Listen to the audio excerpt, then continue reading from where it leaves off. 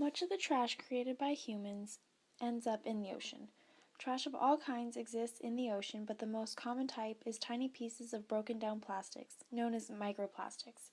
These plastic products, along with other types of trash, have a devastating impact on life in the ocean. Since the 1940s, plastic use has increased dramatically, resulting in a huge quantity of nearly indestructible, lightweight material floating in the oceans and eventually deposited on beaches worldwide.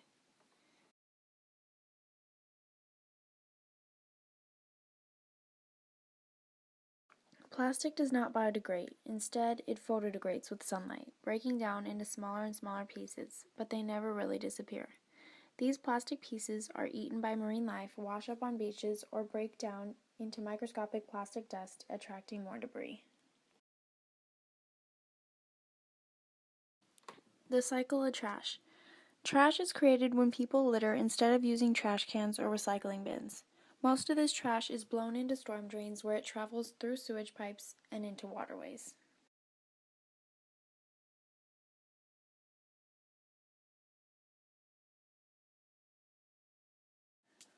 Once it reaches the ocean, birds, fish, and other sea mammals mistake small pieces of trash for food. Some marine debris, especially plastics, contains toxic substances that can cause death or reproductive failure in fish, shellfish, and any marine life. Entanglement of sea animals is another serious problem that is caused from trash in the ocean. Entanglement can lead to suffocation, starvation, drowning, increased vulnerability to predators, and other injuries.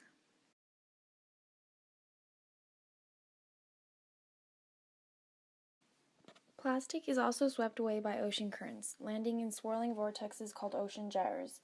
The North Pacific Gyre off the coast of California is home to the Great Pacific Garbage Patch, the largest ocean garbage site in the world.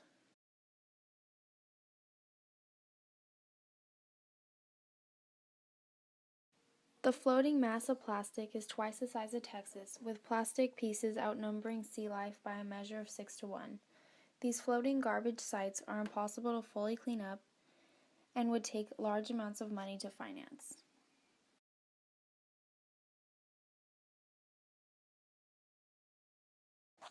About 80% of debris in the Great Pacific Garbage Patch comes from land-based activities in North America and Asia. Trash from the coast of North America takes about 6 years to reach the Great Pacific Garbage Patch, while trash from Japan and other Asian countries takes about a year. The remaining 20% of debris in the Great Pacific Garbage Patch comes from boaters, offshore oil rigs, and large cargo ships that dump or lose debris directly into the water. The majority of this debris is fishing nets.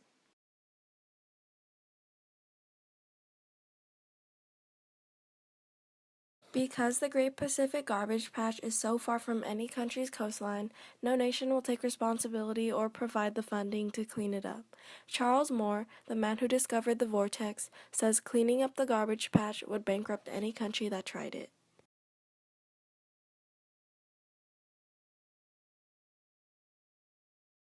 Trash in the ocean not only compromises health of humans and wildlife, but it also threatens tourism and recreation and complicates shipping and transportation by causing navigation hazards.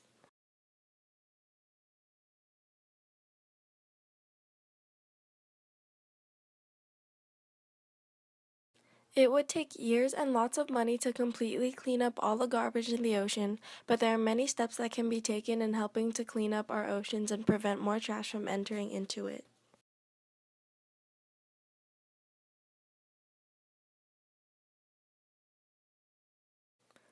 One important step that can be taken is trimming down on the trash we produce.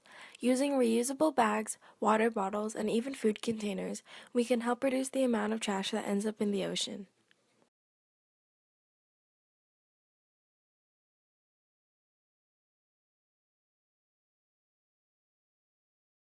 A majority of the garbage that ends up in the ocean is from litter. The best way to stop the cycle of trash is to never litter or even pick up trash off the ground when you see it.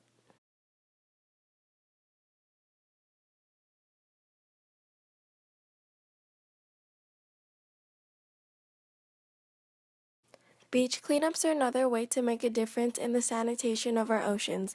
These cleanups help reduce the amount of trash found on shorelines that were washed up from the ocean and prevent it from going back into the water.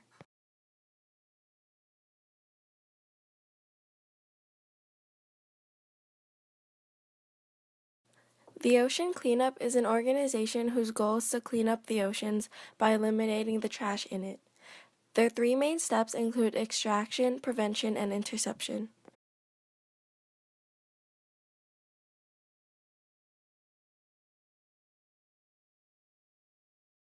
Extraction is their method to remove almost half the plastic in the North Pacific garbage patch. An array of floating barriers first catches and concentrates the debris, enabling platform to efficiently extract the plastic afterwards.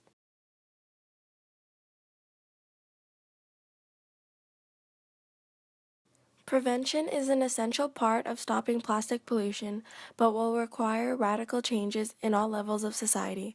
It includes reducing or even eliminating the use of plastic trash that will eventually end up in the ocean.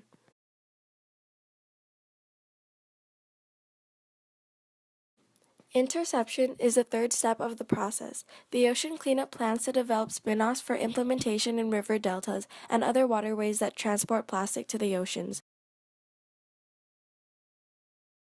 These three steps can lead to healthier and cleaner oceans.